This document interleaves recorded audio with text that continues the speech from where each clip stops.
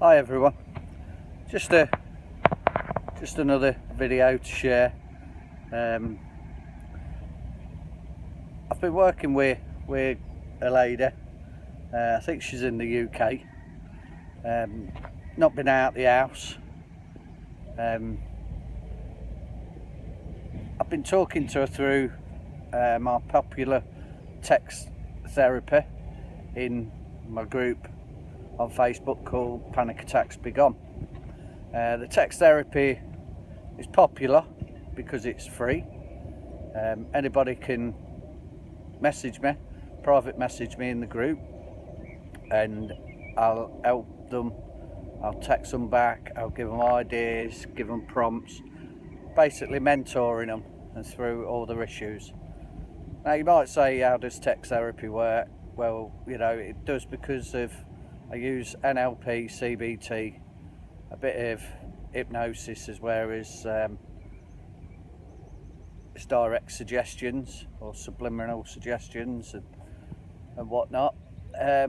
This lady, I gave her, what I do is give them some homework to do and they report back with how they've got on with it. Well, the homework that I gave this lady was one that works with a majority of people. Is I always say that your mind has a set pattern of learnt behaviour for any scary situation.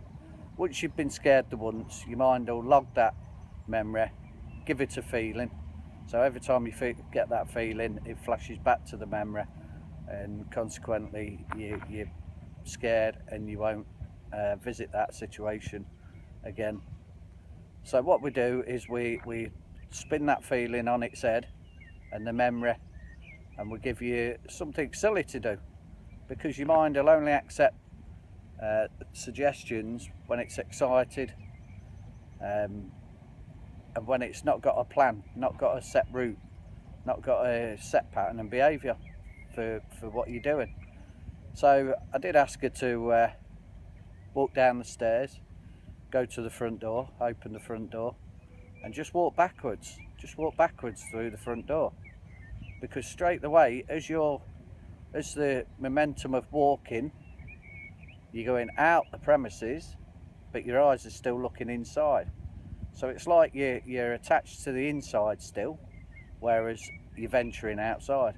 And it only takes a couple of steps. Then you go back in, shut the door, and go to wherever you're comfortable. If it's your bedroom, go back up to your bedroom. And every day, that's what you do.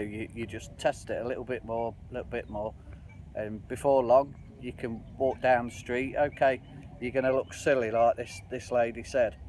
You know, she says she's on a council estate and she feels that she's obviously going to be judged because she's walking backwards. But it's like I said in one of my videos the other day, if anybody questions it, just tell them that you're doing it for charity. You know, there's a lot of Red Nose Days and other charity days out there. Just say that you're in training for that and just laugh it off. Bring it as a bit of a fun thing to do. So she says she's got a bit of anxiety, you know, she don't want to do that. So I always say to members and clients, if you work with me, you're going to need a pad and pen. You're also going to need a calendar. So what you need to do is every day you log down what you've done, go back to the usual pattern of behaviour that feels right for you until the next day. The next day, challenge yourself a little bit more, write it in your diary, put it on your write it in your diary and put it on the calendar. And this gives your mind visual cues, you know, because sometimes we forget that we've probably took 3 steps yesterday, whereas we only took 1 the day before. So if you mark it down on your calendar, it's there in black and white, you can see that you actually did something that day. So with this lady, she feels silly walking backwards. So all that you've got to do is trick your mind into thinking that you are venturing out, you're excited about venturing out. It's no more a fear in your mind. Okay, you're still going to get the feeling of fear, until you turn it on its head. So what I'd say to this lady is, if that's something hard for you to do at the moment, it won't be, it'll come easier, but just log down what time the postman turns up. Whatever time the postman turns up, just open the door, just make it a daily ritual for a week. Open the door, just say morning, take the post, shut the door and walk back in. And just do that for 5 days. And all that it's doing is it's not putting a threat in your mind, because you're not stepping over the threshold, you're not walking outside, but you are opening the door, you are smelling the fresh air. And once you've took the letters, your mind will be taking in all the outside sounds, all the pictures, whatever you can see. You never know, somebody else might walk by the next day. So then you say good morning to the postman, good morning to whoever's walking by. Might be a dog walker. And that's what you do. You build it up day by day. You know, it's like you're trying to turn around a ship in the ocean. You know, you've had these feelings, memories, fears, probably years. So what you're doing is gently turning it round and getting to a point where you're comfortable with just challenging it, just a little inch. You know, it might seem nothing, but in your diary, after a month of doing little things, pushing yourself just a little tiny bit, just till it feels a bit uncomfortable, then go back to the being comfortable again, and just keep challenging yourself. And that's how it works.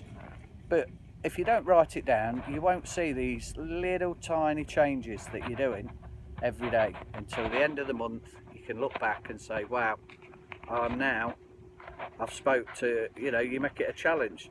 The next day you have to stand at the front door for a amount of time until you see 3 people, until you see 4 people, and by the end of the week you won't shut that door until you see 10 people.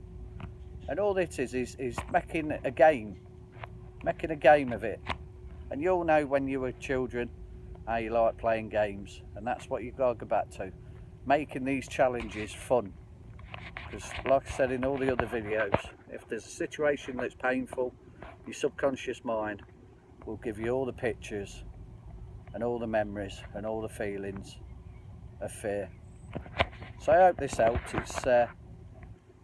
I'll still be chatting to this lady through text therapy, because you know that's the way that she wants to progress. I always say it's okay doing it through text therapy, but that's you doing what I'm asking you to do and reporting back. Whereas if you come to see me in the office or on Skype, then it's me that does all the work. All that you do is just lay there, relax, with your eyes closed. And it's normally one session. One session can relieve you of all this stress and anxiety. But it's up to you guys. It's your choice, whatever feels comfortable for you. So I hope this helped, and bye for now.